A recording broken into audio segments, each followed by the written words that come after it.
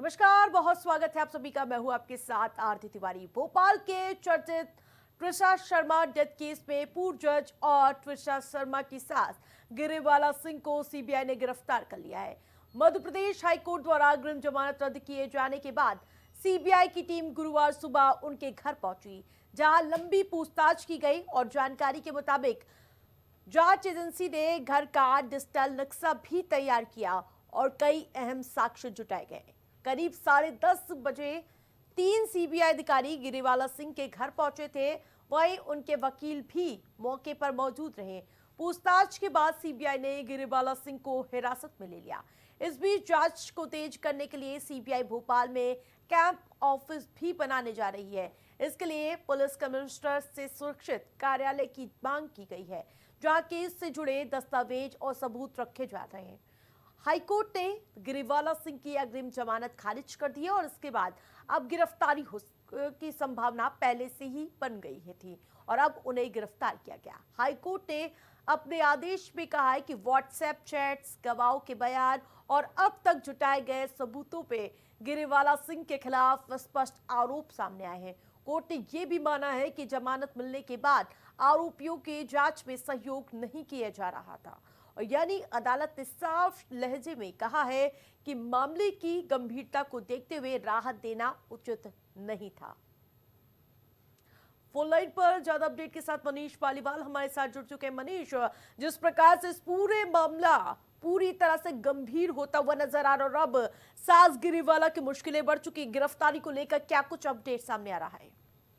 आखिर देखिए, ये बेहद चर्चित मामला है और 12 मई से लेकर अभी तक पूरे देश में ये त्रिशा शर्मा की जो मौत हुई थी उसकी चर्चा चल रही थी। इसमें त्रिशा शर्मा के जो मायके वाले थे, उनके भाई थे, उनके पिता थे, वो लगातार आवाज उठा रहे थे इंसाफ के लिए। उनका आरोप था कि जो त्रिशा शर्मा की सास हैं गिरिवाला, जो रिटायर्ड जज हैं, उनके प्रभाव की वजह से कानूनी कार्रवाई नहीं की जा रही है और उनकी बेटी को इंसाफ नहीं मिलेगा।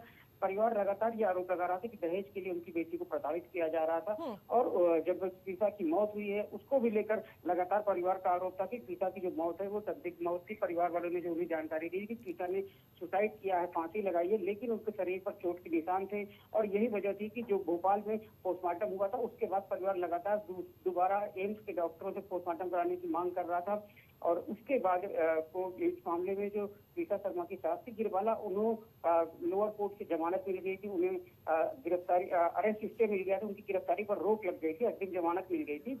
और उसके बाद लगातार परिवार ये कह रहा था कि वो बाहर रहकर जो जांच है उसको प्रभावित करेंगे और उसके बाद इसमें मामले में अहम मोड़ आया और त्रिशा की जो सास थी उनकी जमानत जो हाईकोर्ट से अरेस्ट स्टे उन्हें जो दिया गया था। बिल्कुल, 6 घंटे की लंबी पूछताछ हुई, उसके बाद गिरफ्तारी की खबर सामने आ रही है। लगातार सामने आ रहा है कि वो जांच को और इसके अलावा जो पूरी तरह से सबूतों को हेर फेर करने का प्रयास कर रही थी।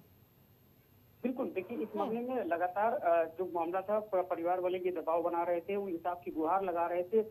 भोपाल से लेकर दिल्ली तक जो त्रिशा के मायके वाले थे वो इंसाफ की गुहार लगा रहे थे और उसी मामले में अब नया मोड़ आया कि सीबीआई ने न सिर्फ त्रिशा शर्मा की सास और उनके पति के खिलाफ मुकदमा दर्ज किया, बल्कि त्रिशा शर्मा की सास जो रिटायर्ड जैसे गिरिवाला को आज गिरफ्तार भी कर लिया गया। सुबह करीब 11 बजे सीबीआई की टीम इनके घर में दाखिल हुई थी। तमाम जो दस्तावेज थे वहां पर उसके जांच पड़ताल की गई, जो वहां का सीसीटीवी कैमरा था उन सबकी जांच पड़ताल की गई। इसके साथ ही साथ पूरे घर की वीडियो रिकॉर्डिंग कराई गई है सीबीआई की तरफ से और 6 घंटे की पूछताछ में त्रिशा शर्मा की जो सास है गिरिवाला, वो उनसे सीबीआई ने जो जांच पूछताछ की उसमें सीबीआई को इस बात के अहम सबूत मिले, जानकारी मिली कि जो त्रिशा की मौत है वो फांसी नहीं थी, उसमें और कुछ वजह थी और इसी आधार पर आज गिरिवाला को सीबीआई की टीम ने गिरफ्तार किया है और उनको लेकर अब कस्टडी रिमांड के लिए सीबीआई की टीम कोर्ट पहुंचेगी, जहां से गिरिवाला सिंह को कस्टडी रिमांड पर लिया जाएगा और आगे की पूछताछ सीबीआई की टीम द्वारा की जाएगी। बिल्कुल ठीक है, नजर बनाए रखिए। तमाम अपडेट के लिए धन्यवाद आपका।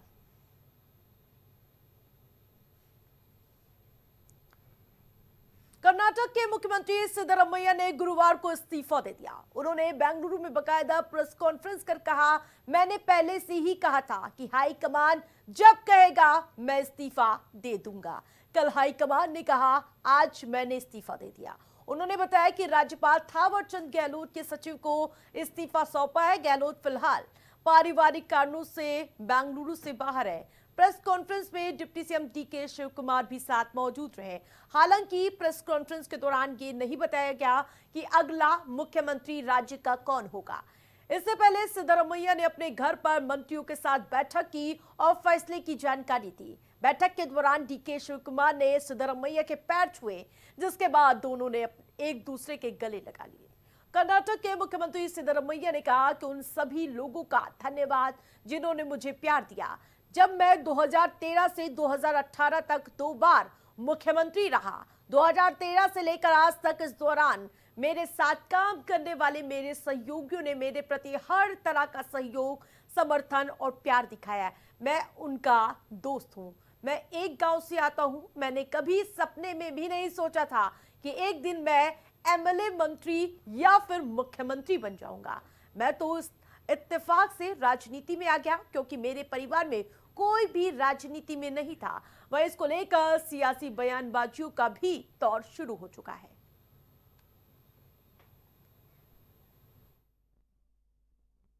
दुखी मन से आज सिद्धरमैया जी ने अपना इस्तीफा दिया है और प्रेस वार्ता भी की। उनके चेहरे पर, हाव भाव पर, बॉडी लैंग्वेज में दुख दिखाई दे रहा था कि पॉपुलैरिटी के ऊपर पैसे का पावर प्रिवेल हो गया। ऐसा लोग कह रहे हैं कि पैसों का पावर पॉपुलैरिटी पर प्रिवेल हो गया है। चलिए, एक तरह से अच्छा है कि जो लगातार एक on going non stop OTT series चल रहा था, किस्सा कुर्सी का, कौन बनेगा मुख्यमंत्री, गेम ऑफ थ्रोन्स, आज होपफुली ये समाप्त हुआ और कांग्रेस पार्टी अब पावर की नहीं, पीपल की चिंता करेगी।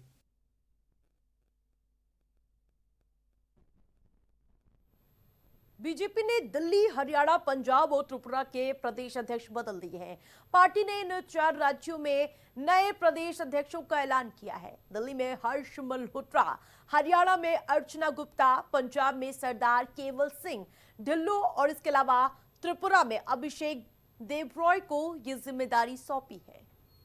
बीजेपी के राष्ट्रीय अध्यक्ष नितिन नवीन ने केंद्रीय राज्य मंत्री हर्ष मल्होत्रा को दिल्ली, अर्चना गुप्ता को हरियाणा, सरदार केवल सिंह ढिल्लों को पंजाब और अभिषेक देवरॉय को त्रिपुरा का बीजेपी अध्यक्ष नियुक्त किया है। हर्ष मल्होत्रा भाई को बहुत बहुत बधाई हो। वीरेंद्र सचदेवा जी का कार्यकाल पूरा हो गया था। वीरेंद्र सचदेवा जी का कार्यकाल भी बहुत सफल कार्यकाल रहा है। वो 27 साल बाद एक विजयी अध्यक्ष के रूप में हमें मिले थे।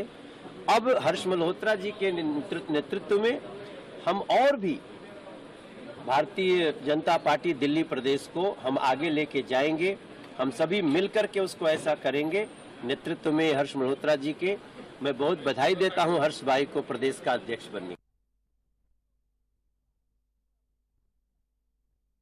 ये हम सबका सौभाग्य है कि वीरेंद्र सचदेवा जी ने जब से हमारे दिल्ली प्रदेश की कमान संभाली, उनके नेतृत्व में पार्टी ने नए नए आयाम छुए और वो समय आया जिस समय का हम सबको बेसब्री से इंतजार था।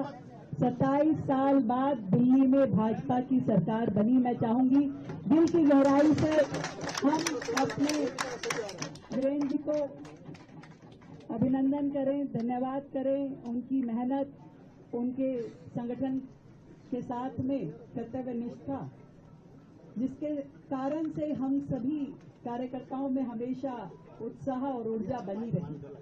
और आज भाई हर्ष मल्होत्रा जी वो इस दायित्व को ग्रहण कर रहे हैं। हमारे लिए हर्ष जी का नाम कोई नया नहीं है।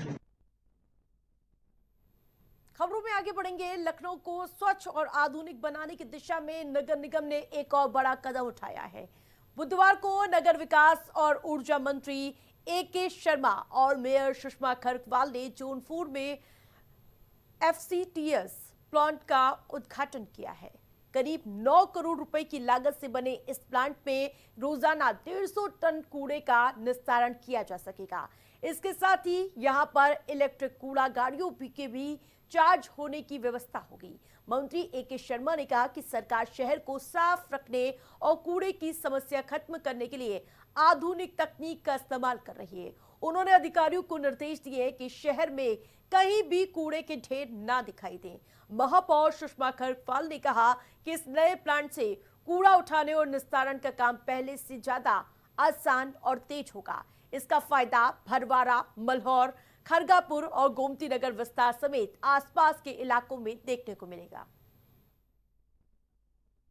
इन्होंने बहुत ही एक अत्याधुनिक ट्रांसफर स्टेशन कूड़े का बना करके आज लोकार्पण किया है, लखनऊ की जनता की सेवा में अर्पित किया है। और ये इतना सुंदर, इतना अच्छा ये सेंटर बना है कि पूरे देश के लिए एक प्रेरणा स्वरूप होगा।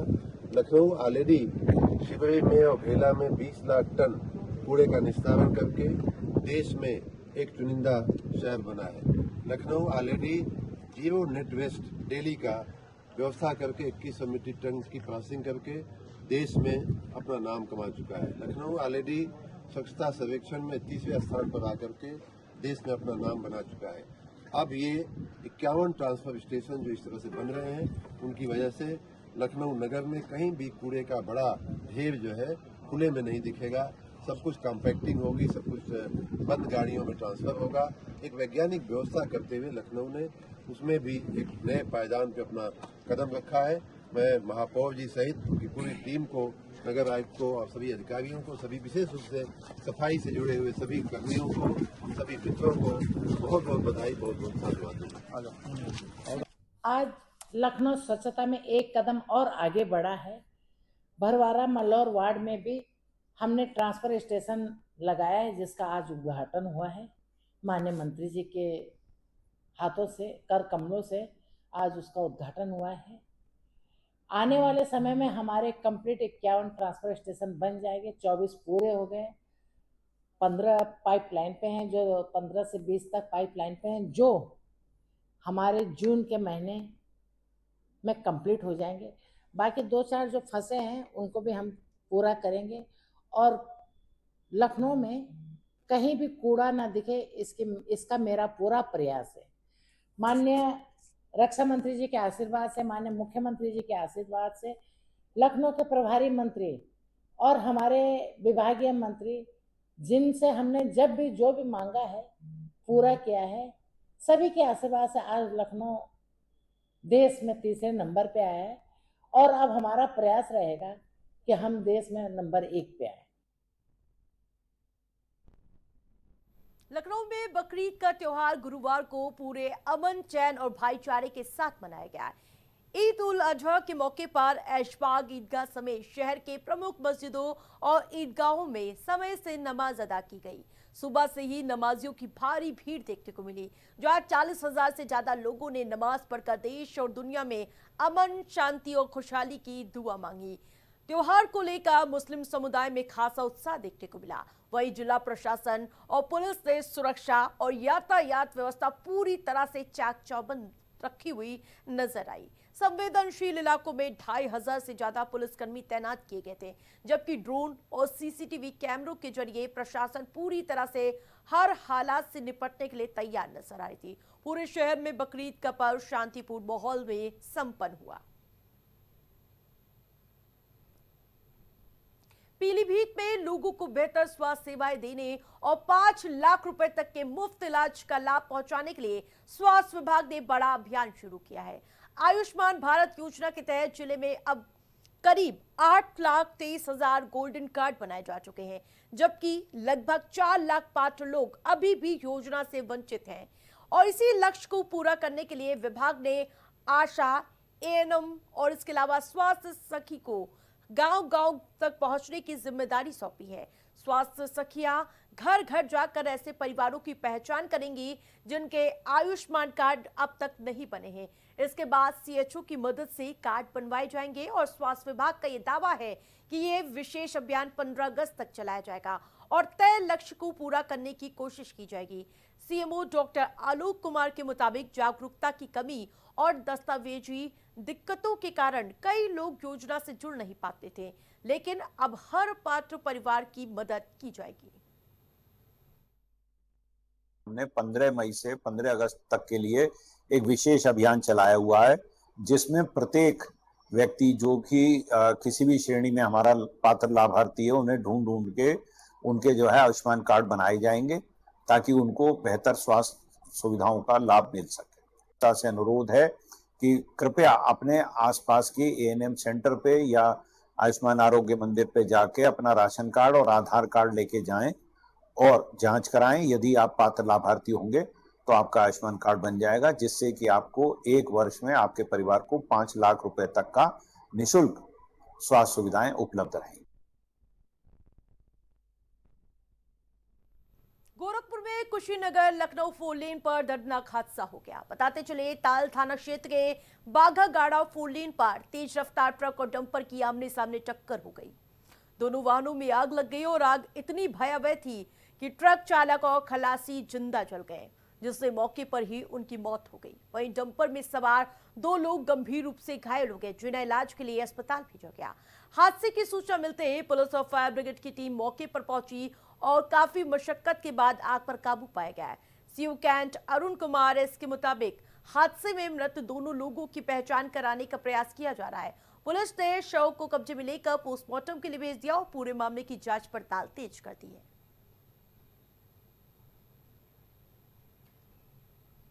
उजाले अपनी यादों के हमारे साथ रहने दो, ना जाने किस गली में जिंदगी की शाम हो जाए। इस मशहूर शेर से पहचान बनाने वाले प्रख्यात शायर डॉक्टर बशीर बद्र का गुरुवार को भोपाल में निधन हो गया। 91 साल की उम्र में उन्होंने अंतिम सांस ली। वे लंबे समय से डिमेंशिया बीमारी से जूझ रहे थे और उनकी याददाश्त भी काफी कमजोर हो चुकी थी। बशीर बद्र ने उर्दू गजल को नया अंदाज दिया था। उन्होंने कठिन और रिवायती लफ्जों से अपनी पहचान अलग बनाई थी और मोहब्बत, दर्द, जिंदगी और समाज के अनुभव उनकी गजलों की पहचान हुआ करते थे। लोग टूट जाते हैं एक घर बनाने में, जैसे उनके शेर आज भी लोगों की जुबां पर है। उन्होंने एमयू से पढ़ाई की थी और इसके अलावा 1974 से 1990 का दौर उनकी शायरों का जो शेरो शायरी थी उनकी, उसके लिए स्वर्णिम काल माना जाता है। उनके निधन से साहित्य, उर्दू शायरी जगत में शोक की लहर है।